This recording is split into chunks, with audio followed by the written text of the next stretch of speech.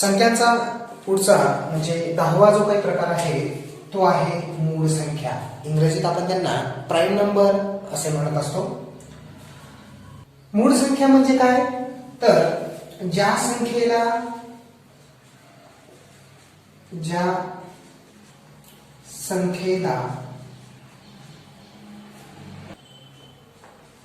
त्याच संख्येने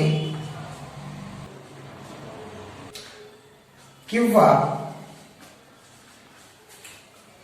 1 ने भाग जातो त्या संख्यांना मूळ संख्या असे म्हणतात.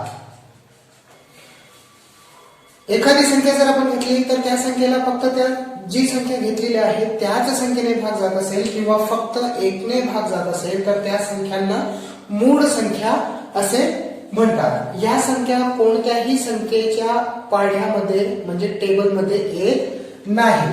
अशा संख्या जर आपण पाहिल्या तर एक तर 100 मध्ये या 25 संख्यांचा समावेश झालेला आपल्याला दिसून येतो.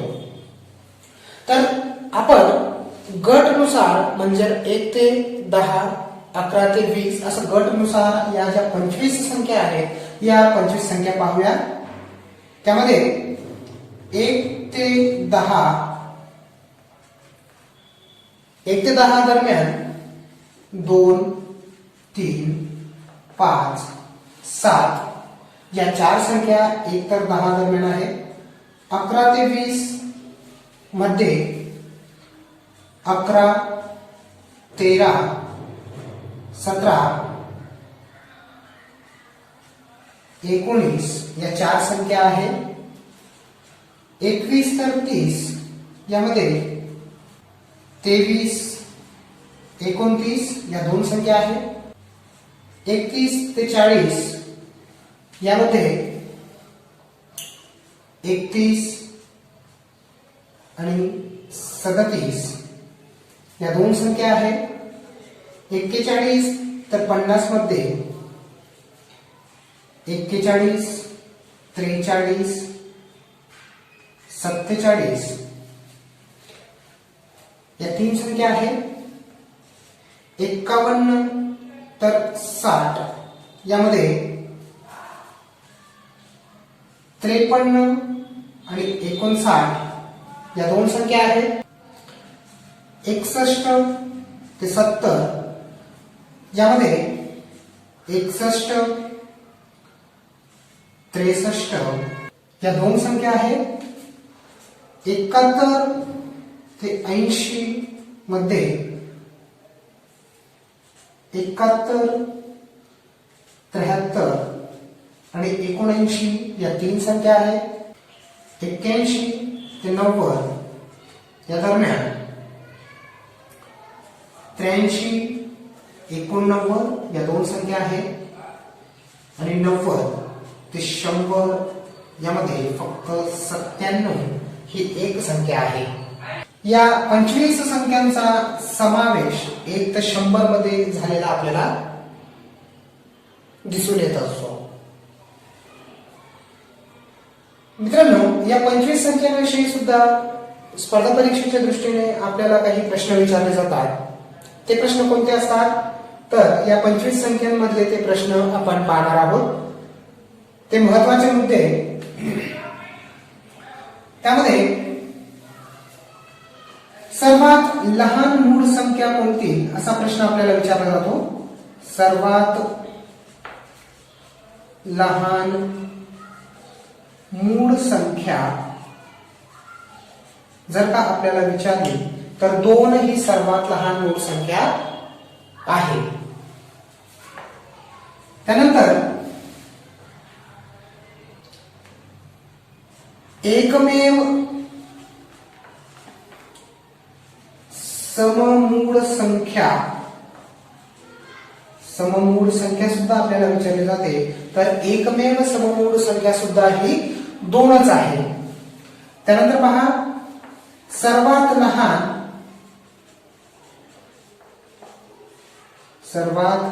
लहान एक अंकी विषम मूळ संख्या जर आपल्याला विचारली तर एक अंकी सर्वात लहान विषम मूळ संख्या ही 3 आपल्याला सांगता येते.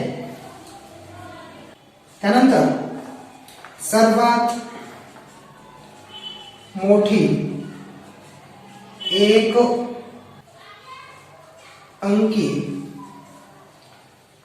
मूळ संख्या जर विचारली तर 7 ही एक अंकी सर्वात मोठी मूळ संख्या आपल्याला सांगता येईल. त्यानंतर सर्वात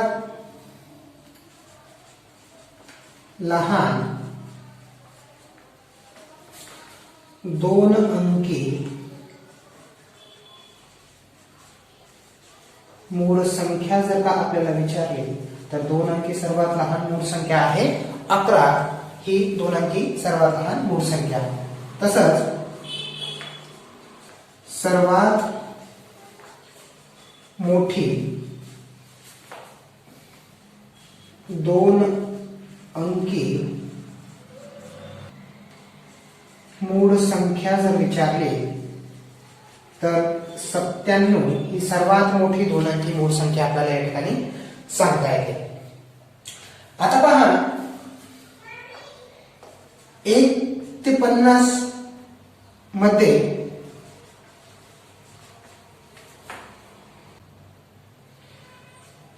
15 मूळ संख्या आहे.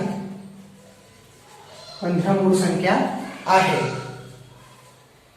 त्यानंतर 1 ते 100 मध्ये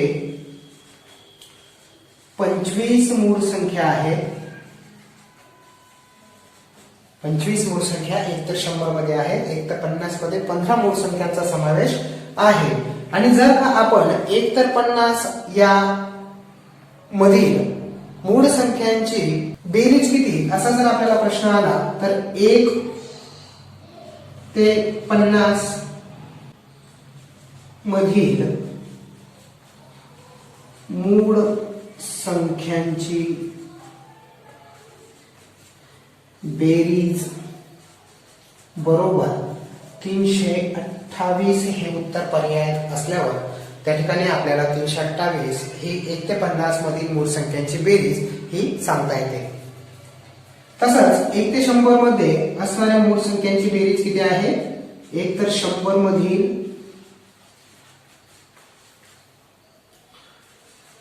मूळ संख्यांची बेरीज जर का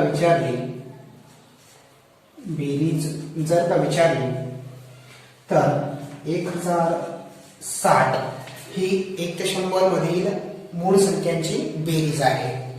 आता मित्रांनो अजून एक महत्वाचा मुद्दा आहे तो असा की 11 तर 100 दरम्यान काही मूळ संख्या अशा आहेत की त्यांचं जे काही स्थान आहे ते अदलाबदल करून सुद्धा या ठिकाणी त्यांचे जे काही मूळ संख्या आहे ते मूळ संख्येचं रूप मात्र बदलत नाही. अशा 9 संख्यांचा समावेश आहे ज्यांचं स्थान बदल करून सुद्धा अंकांची अदलाबदल करून सुद्धा त्या 9 संख्यांचं मूळ संख्या म्हणून त्यांचं स्वरूप हे बदलत नाही. तर त्या 9 संख्या कोणत्या आहेत? स्थान बदलूनही मूळ संख्या राहणाऱ्या संख्या कोणकोणत्या आहेत? त्या या 9 आहेत. आणि कोणत्या? तर 11,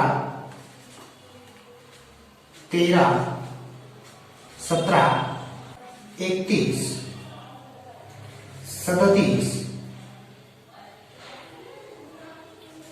71, 73, 79, 97 इत्यादी.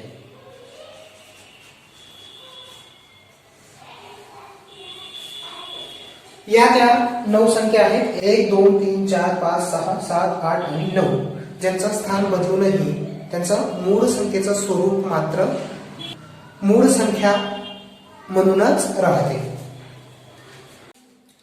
संख्यांचा 11वा प्रकार आहे तो म्हणजे संयुक्त संख्या. आता संयुक्त संख्या म्हणजे काय की अशी संख्या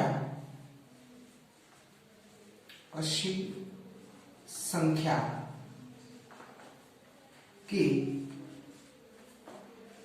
जी स्वतःच्या किंवा दुसऱ्या संख्येच्या पाढ्यात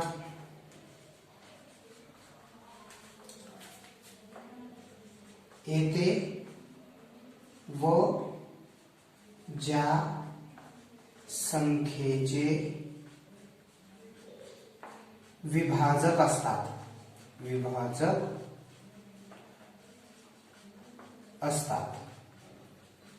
आता या संयुक्त संख्या म्हणजे काय की जी संख्या ही स्वतःच्या किंवा दुसऱ्याच्या पाड्यात येतात किंवा जिचं विभाजन सुद्धा करता येतं, काही विभाजक त्याला सुद्धा असतात. आता या संयुक्त संख्या एकतर 100 मध्ये किती आहे पहा 1 आणि 25 मूळ संख्या ह्या जर सोडल्या तर यांच्या व्यतिरिक्त उर्वरित ज्या काही संख्या आहेत आता पाहूयात. एक तर 100 दरम्यान मूळ संख्या किती आहे मूळ संख्या आहे 25 अधिक 1 ही संख्या जर सोडली तर उर्वरित ज्या काही संख्या आहेत उर्वरित संख्या बरोबर या आहेत संयुक्त संख्या.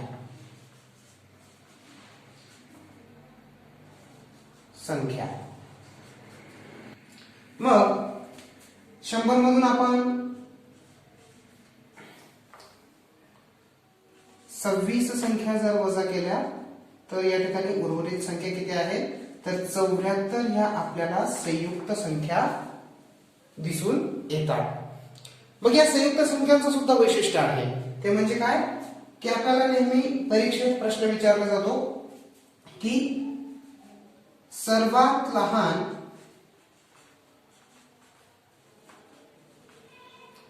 संयुक्त संख्या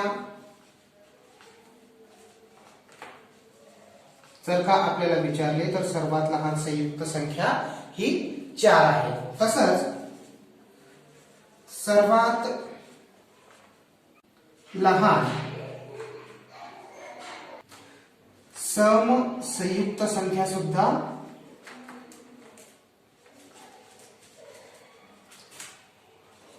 संख्या जर का विचारली तर ती सुद्धा आहे 4.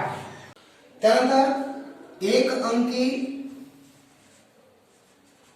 सर्वात लहान विषम संयुक्त संख्या जर का आपल्याला विचारले विषम संयुक्त संख्या जर का आपल्याला विचारली तर ती आहे 9. दोन अंकी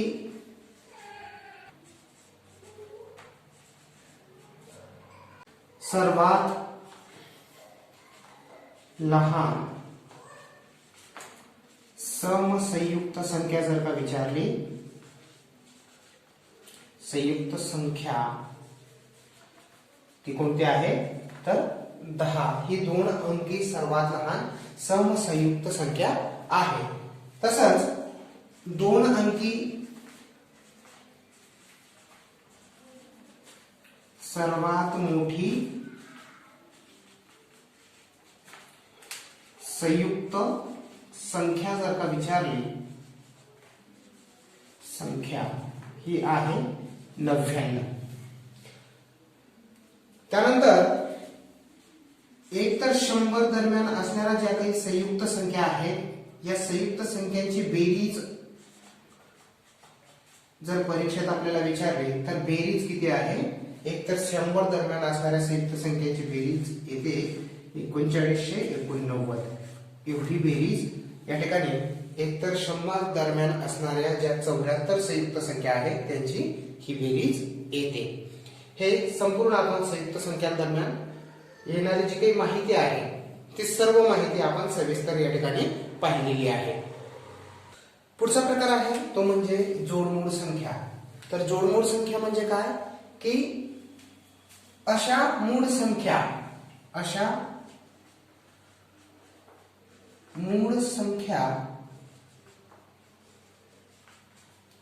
की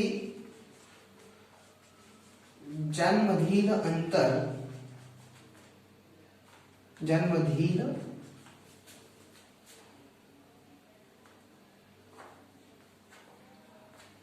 फरक 2चा असेल त्यांना जोडमूळ संख्या असे म्हणतात. जोडमूळ संख्या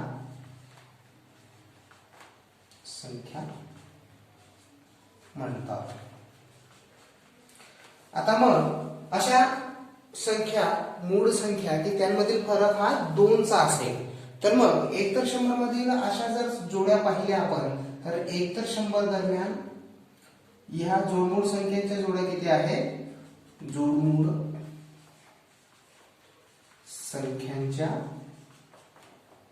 किती जोड्या आहेत तर 8 जोड्या आहेत. 8 जोड्या या आहेत. त्या कोणत्या तर पहा पुढील प्रमाणे त्या जोड्या आपल्याला सांगता येतील.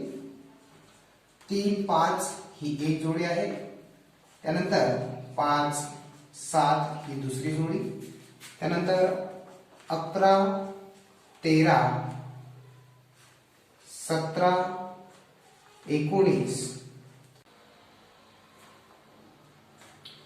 29, 31, 41, 43, 59, 61, 71, 73 या त्या 8 जोड्या आपल्याला एकतर 100 दरम्यान येणाऱ्या जोडमूळ संख्यांच्या जोड्या या ठिकाणी सांगता येतील. पुढचा प्रकार आहे तो म्हणजे सहमूळ संख्या. तर सहमूळ संख्या म्हणजे काय की ज्या दोन संख्यांमधील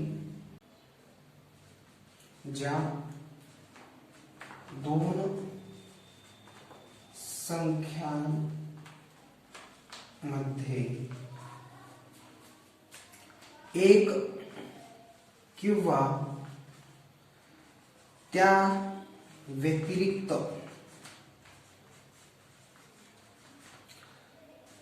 एकही सामायिक अवयव नसेल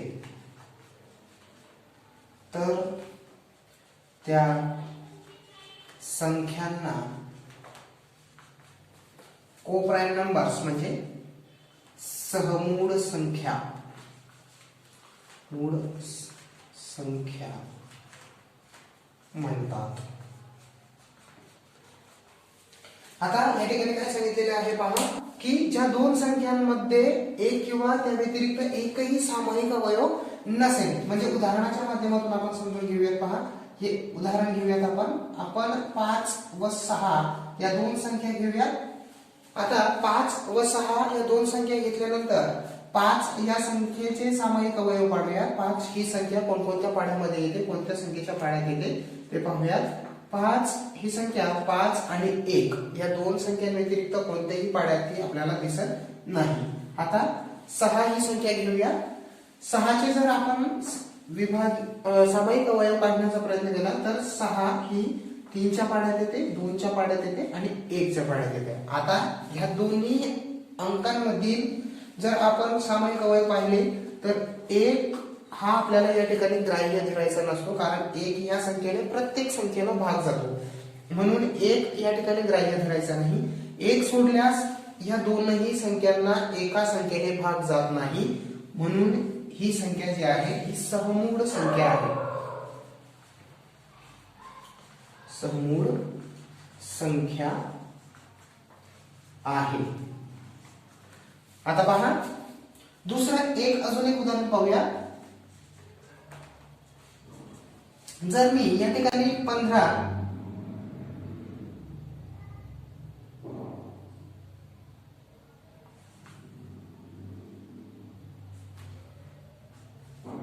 5 व 15 ही दोन संख्या घेतले तर आता 5 या संख्येचा आपण सामायिक अवयव करूया. तर 5 अधिक 1 तसंच आता 15 पहा 15 या संख्येने 5 या संख्येनेही भाग जातो, त्यानंतर 3 नेही भाग जातो, त्यानंतर 1 नेही भाग जातो.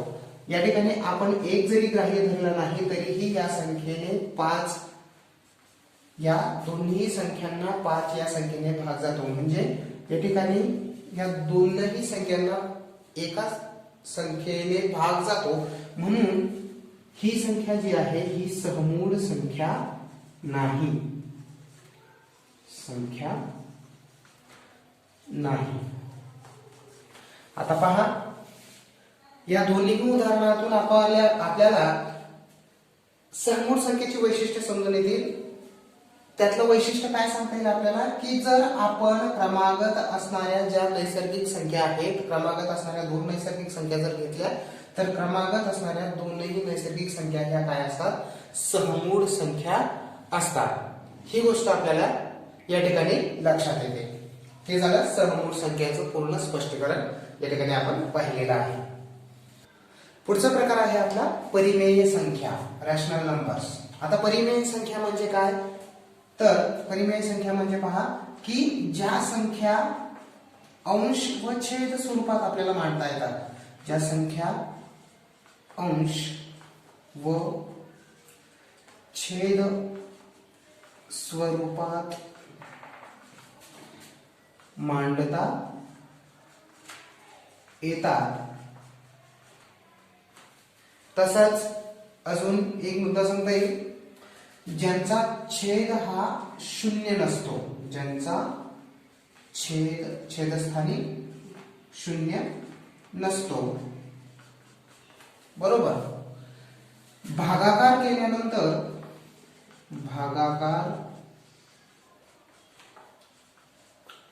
केल्यानंतर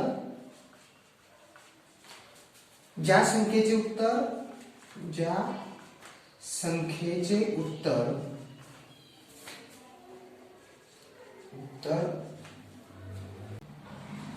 पूर्णांकात किंवा अपूर्णांकात किंवा आवर्ती स्वरूपात येते त्यांना परिमेय संख्या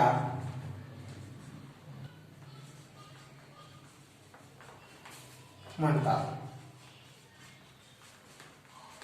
आता पहा येथे व्याख्यात काय सांगितलेलं आहे की ज्या संख्या या अंश व छेद स्वरूपात मांडता येतात. म्हणजे पहा येथे उदाहरण जर आपण पाहिलं तर यामध्ये 10/2 बरोबर 5 हे सुद्धा आपल्याला परिमेय संख्या सांगता येईल. त्यानंतर 0/2 ही सुद्धा आपल्याला परिमेय संख्या सांगता येईल. त्यानंतर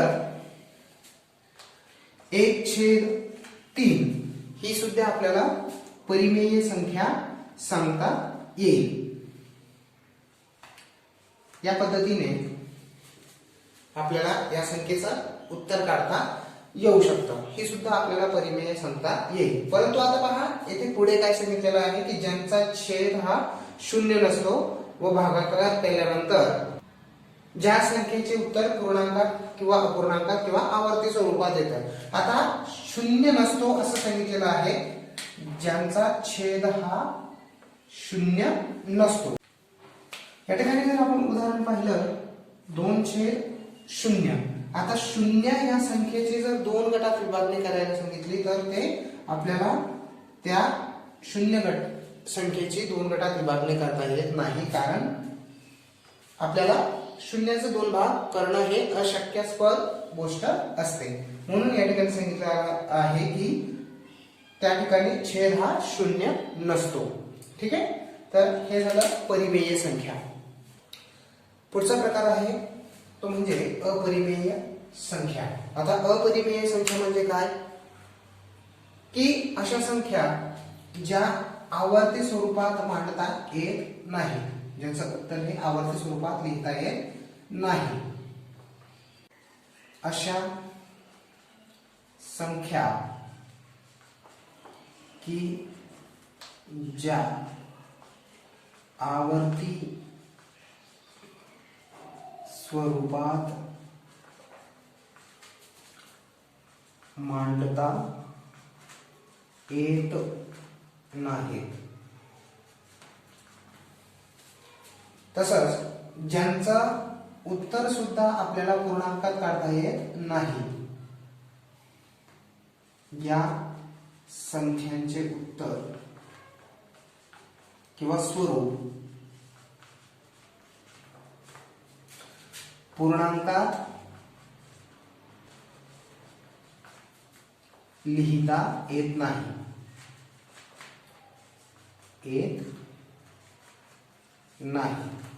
उदाहरणाच्या माध्यमातून ही व्याख्या समजून घ्यायची. पहा, आता या ठिकाणी काय सांगितलेले आहे की अशा संख्या की ज्या आवर्ती स्वरूपात मांडता येत नाही. पहा, एखादा जेव्हा आपण भागाकार करतो तर भागाकार करत असताना त्याचं उत्तर अशा पद्धतीने निघते 0.10 10 10 0 0 10 असं टिंब असं निघत जातं. म्हणजे आवर्ती स्वरूपात ते उत्तर आपल्याला मांडता येत नाही, बरोबर. त्यानंतर या संख्यांचं स्वरूप आपल्याला पूर्णांक स्वरूपात सुद्धा मांडता येत नाही. त्यानंतर अजून एक उदाहरण सांगता येईल आपल्याला, एक वैशिष्ट्य या बद्दल सांगता येईल की ते वैशिष्ट्य कोणतं आहे की पूर्ण वर्ग नसणाऱ्या संख्यांचे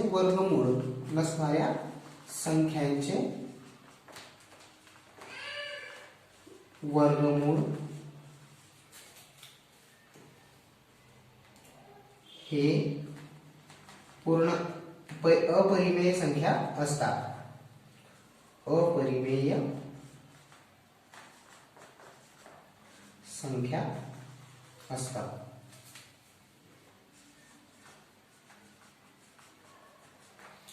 म्हणजे कसं, उदाहरण पाहूया की पूर्ण वर्ग. आता जर आपण पाहिलं, आता वर्गमुळात 2 जर दिलं तर वर्गमुळात 2 चा वर्ग आहे का, तर या ठिकाणी आपल्याला काढता येणार नाही. वर्गमुळात आपल्याला जर 10 दिला समजा, तर 10 या संख्येचा वर्ग सुद्धा आपल्याला या ठिकाणी काढता येणार नाही. म्हणून या ठिकाणी सांगितलं आहे की पूर्ण वर्ग नसणाऱ्या ज्या काही संख्या आहेत त्याचं वर्गमूळ सुद्धा अपरिमेय संख्या या ठिकाणी आपल्याला सांगता येते. अपरिमेय संख्या त्याची ही एवढी वैशिष्ट्ये इथे सांगता येतात. संख्यांचा पुढील प्रकार आहे तो म्हणजे वास्तव संख्या, रिअल नंबर्स. तर वास्तव संख्या म्हणजे काय, परिमेय व अपरिमेय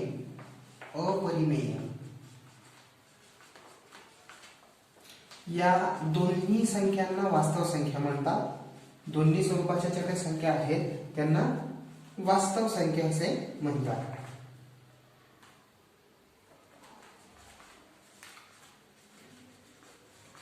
संख्या म्हणतात. तर परिमेय व अपरिमेय या दोन्ही संख्यांचे जे काही प्रकार आहेत हे आपण शिकलो आहोत. आता जो काही 17वा प्रकार आहे तो म्हणजे अवास्तव संख्या. अवास्तव संख्या, इमॅजिनरी नंबर्स असं आपण त्याला म्हणतो.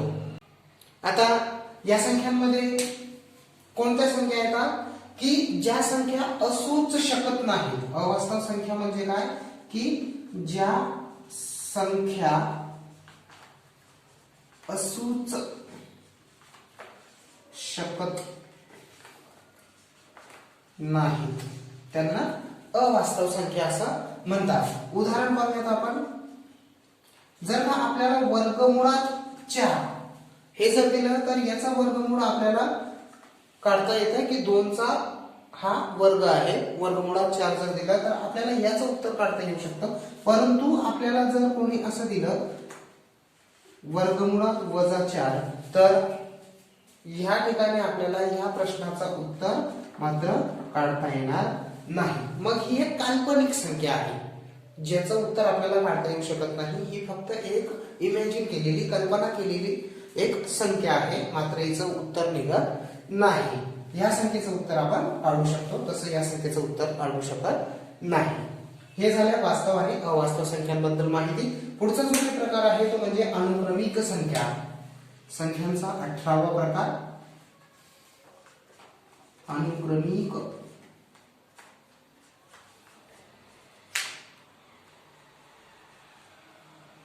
संख्या. आता अनुक्रमिक संख्या म्हणजे काय की जी संख्या आपल्याला दिलेली आहे, एक संख्या दिलेली आहे, समजा आपल्याला 21 ही संख्या दिली गेलेली आहे, तर 21 संख्येच्या नंतर येणारी कोणती संख्या आहे तर 22.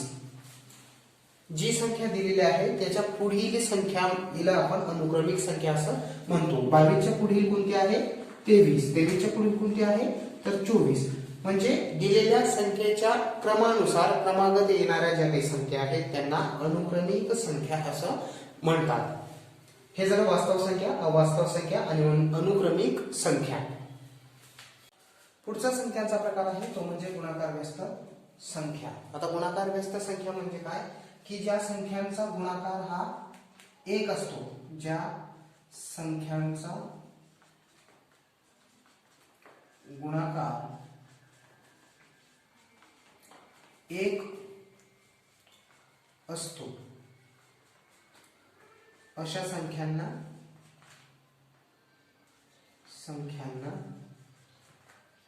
गुणाकार व्यस्त संख्या असे म्हणतात. आता या ठिकाणी जर आपल्याला धन संख्या दिली, धन संख्यांचा गुणाकार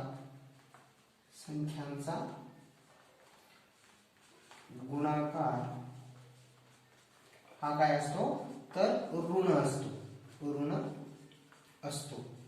आणि ऋण संख्यांचा गुणाकार व्यस्त जर करायचा म्हटला तर गुणाकार व्यस्त हा ऋण संख्यांचा हा धन संख्या असतो. उदाहरण पाहूयात. आपल्याला या ठिकाणी जर उदाहरण दिलं तर पहा,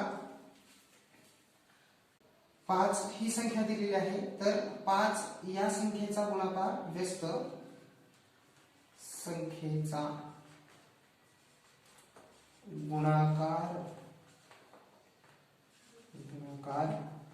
व्यस्त बरोबर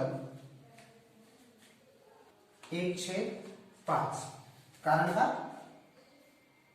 5 गुणिले 1/5. या ठिकाणी पहा, हा 5 गेला, हा 5 गेला, बरोबर 1. याचा गुणाकार व्यस्त केल्यानंतर उत्तर काय येतं तर 1 हे उत्तर येतं. म्हणजेच आपल्याला या व्याख्येच्या माध्यमातून जी माहिती दिलेली आहे ते या ठिकाणी सिद्ध होते की ज्या संख्यांचा गुणाकार हा 1 असतो त्यांना गुणाकार व्यस्त संख्या असं म्हणतात. या ठिकाणी अजून एक नियम दिलेला आहे. पहा, उदाहरणाच्या माध्यमातून तो नियम समजून घेऊयात आपण.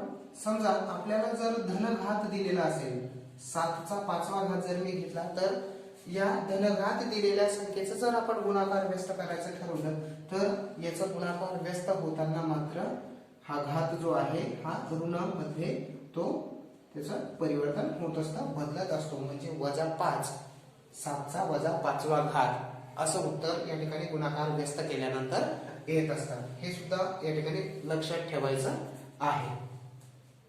हे झालं गुणाकार व्यस्त संख्येबद्दल संपूर्ण माहिती. पुढचा प्रकार आहे तो म्हणजे घनसंख्या.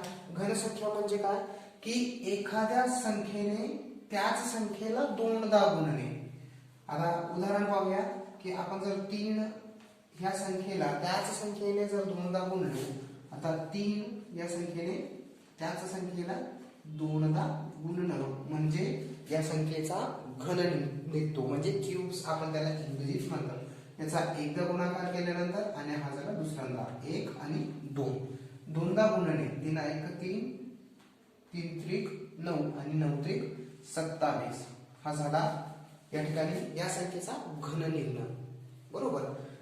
अशा पद्धतीने त्याच संख्येने दोनदा त्याच संख्येला गुणल्यानंतर त्या संख्येचा घन हा निघत असतो. हे आहे घन संख्या. पुढचा जो काय आहे तो म्हणजे पारंपरिक प्रमाणित संख्या. पुढचा प्रकार 21वा तो म्हणजे पारंपरिक प्रमाणित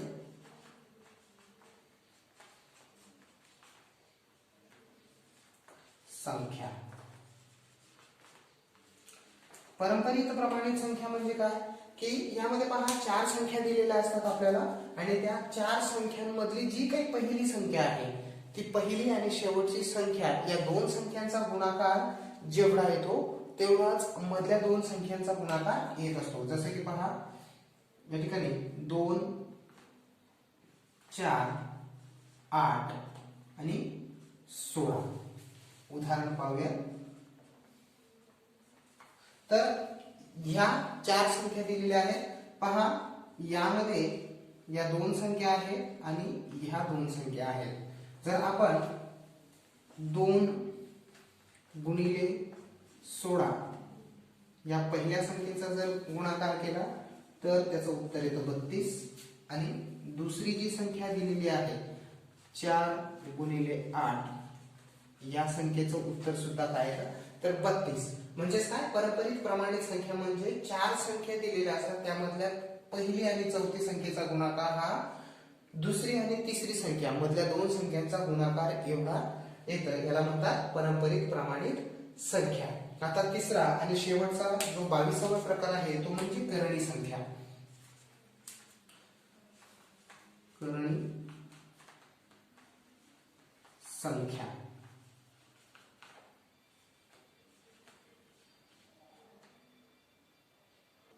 आता करणी संख्या म्हणजे काय विद्यार्थ्यांना नेहमी प्रश्न असतो की करणी संख्या म्हणजे काय. तर करणी संख्या म्हणजे काय तर आपण हे जे चिन्ह पाहत असतो या चिन्हालाच या ठिकाणी करणी या चिन्हाच्या मध्ये येणारी जी काही संख्या असते हिला करणी संख्या म्हणतात. परंतु करणी संख्या याचं व्यवस्थित आपण वैशिष्ट्य जर पाहिलं तर करणी संख्या म्हणजे काय तर ज्या संख्येचं वर्गमूळ निघत नाही अशा संख्येला करणी संख्या असे म्हणतात. आता पहा या ठिकाणी दोन गोष्टी महत्वाच्या आहेत. त्यातली पहिली आहे ती म्हणजे कोटी आणि दुसरी गोष्ट आहे ती म्हणजे कनिष्ठ संख्या. या दोन गोष्टी महत्वाच्या आहेत. तर उदाहरणाच्या माध्यमातून आपण ह्या दोन्ही गोष्टी समजून घेऊयात. पहा की कनिष्ठ संख्या कोणती आहे करणी संख्या कोणती आहे ती कशी ओळखायची. आता उदाहरण दिलेले आहे येथे आपल्याला 3 वर्गमुळात 29. आता ही संख्या दिलेली आहे 29 चा आपण जर कोणती संख्या अशी आहे की तिचा घात हा 29 आहे तर ह्या प्रश्नाचं उत्तर आपल्याला मात्र काढता येणार नाही. म्हणजे या संख्येचा घात काढता येणार नाही. घातांक आपल्याला काढता येणार नाही. उत्तर आपल्याला शोधता येत नाही. आता येथे ही जी संख्या दिलेली आहे ही आहे कोटी आणि ही जी संख्या येथे दिलेली आहे ती आहे कनिष्ठ संख्या. याला म्हणतात कनिष्ठ संख्या आणि याला म्हणतात कोटी जे आपल्याला या ठिकाणी दिलेलं असतं. आता दुसरं अजून एक उदाहरण पाहूया. आता तुम्ही म्हणाल की सर या ठिकाणी तर कोटी दिलेलीच नाही तर मग नेमकं आम्ही ही तर कनिष्ठ संख्या आहे परंतु मग आता या ठिकाणी कोटी कोणत्या संख्येला म्हणायचं तर गणिताच्या नियमाप्रमाणे येथे जरी कोटी ही संख्या दिलेली नसली तरीही या ठिकाणी मात्र आपल्याला 2 हा गृहीत धरावा लागतो. या ठिकाणी 2 ही कोटी समजावी जरी दिलेली नसेल तरी सुद्धा. आणि कनिष्ठ संख्या कोणती आहे कनिष्ठ संख्या आहे 7. अशा पद्धतीने आपण ज्या काही संख्याज्ञांवर आधारित जेवढेही संख्यांचे जे प्रकार आहेत ते सर्व प्रकार मी या व्हिडिओ लेक्चरमध्ये घेण्याचा प्रयत्न केलेला आहे आणि जेवढीही बारीक सारीक माहिती आहे ती संपूर्ण माहिती आपण या प्रकरणात पाहिलेली आहे. संख्याज्ञान हे प्रकरण अभ्यासताना आपण संख्यांचे जेवढेही प्रकार आहेत या सर्व प्रकारांचा व्यवस्थित अभ्यास केलेला आहे. सर्व प्रकार घेण्याचा मी या ठिकाणी पुरेपूर प्रयत्न केलेला आहे. स्पर्धा परीक्षेत नक्कीच विद्यार्थ्यांना या सर्व प्रकारांचा उपयोग होईल अशा पद्धतीने आपण हे या ठिकाणी पाहिलेलं आहे. लवकरच स्पर्धा परीक्षेच्या दृष्टीने जे महत्त्वाचं गणिताविषयी प्रकरण आहे, जे चॅप्टर आहे ते लवकरच मी घेऊन तुमच्या समोर येणार आहे. तर भेटूयात लवकरच पुढील व्हिडिओ लेक्चरमध्ये. धन्यवाद.